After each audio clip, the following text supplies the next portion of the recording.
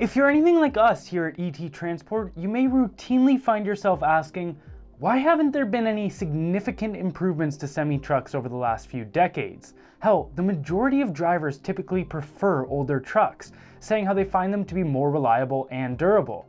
There are two questions we hope to provide you with an answer for today. One, why has there not been any significant improvements to fuel mileage? And two, who is profiting from this hit to your wallet? And I regret to inform you, the answer we found is unsettling to say the least. So make sure to stick around to the end of the video to get a better understanding of how the trucking industry operates. And before we get into the nitty-gritty, if you wouldn't mind hitting a thumbs up on this video and subscribing to our channel, that would be greatly appreciated. Hey guys, look what I built.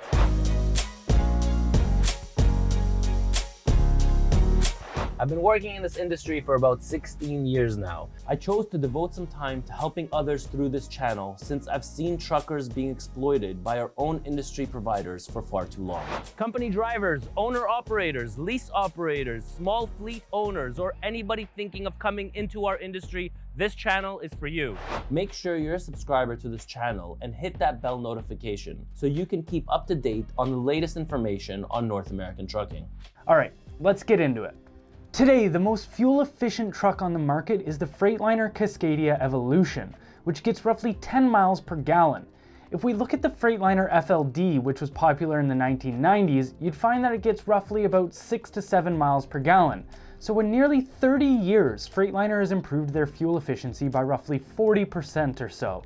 Now, this is definitely an improvement, but not as big of one as we should have expected. Let's compare truck innovation to that of cell phones, for instance. The iPhone 3 in 2008 had a battery life of roughly 6 hours. Fast forward 13 years to 2021, and the iPhone 13 can provide 19 hours of battery life. That means the battery efficiency of an iPhone has increased by over 300%. That's a massive difference compared to Freightliner's 40% increase in efficiency. Now, if we look at the financial incentives that might drive the differences in innovation, it does make sense. The more time you spend on your phone, the more apps can be used and ads can be shown to you, and so on. However, when it comes to trucks, the more time you spend on the road and less time you spend fueling up benefits nobody but yourself. Now, you could argue that the financial incentive for innovating trucks would be so that companies can boost sales. If one company offers a significantly more efficient truck, then surely drivers would support that company over another, right? In theory, this makes sense, but what if there isn't true and fair competition between these companies? So who are the biggest players in the game of manufacturing truck engines? Well, the four Goliaths of the industry are Cummins, Detroit Diesel, Volvo, and Paccar. Together, these companies have a stranglehold on the engine market. 79% of trucks produced in North America will have an engine from one of these four companies in them. Cummins has by far the largest slice of the pie, with 41% of trucks using their engines, followed by Detroit with 14.4%, Volvo with 14%, and Paccar with 12.2%. In a perfect world, each one of these companies would have their own interests and be competing with one another to bring us the best products they can possibly deliver.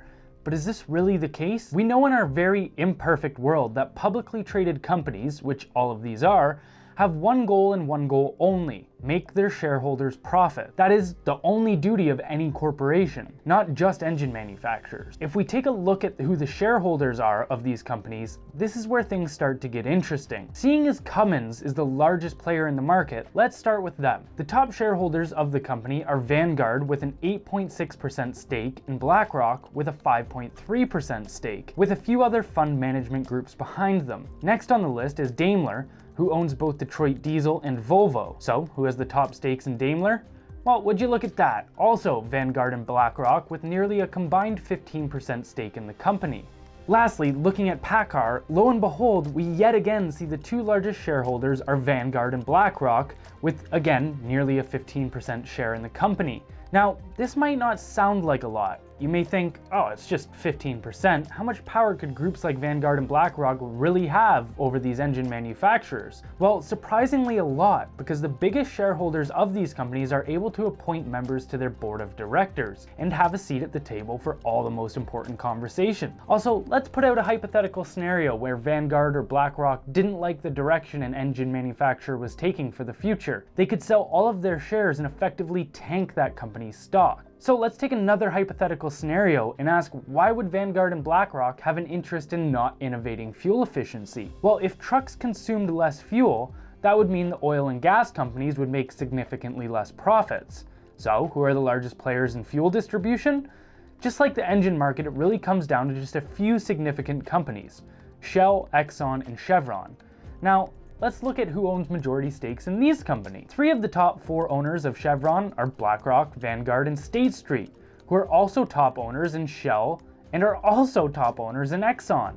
So it would seem to me that the people who have a very large say in the direction that truck engine companies take also would stand to benefit massively if those engines guzzle as much gas as possible. There's no getting around it either, considering the same people who own the engine manufacturing market are the same people who own the truck manufacturing companies, whether it be Kenworth and Peterbilt, Volvo, or Freightliner.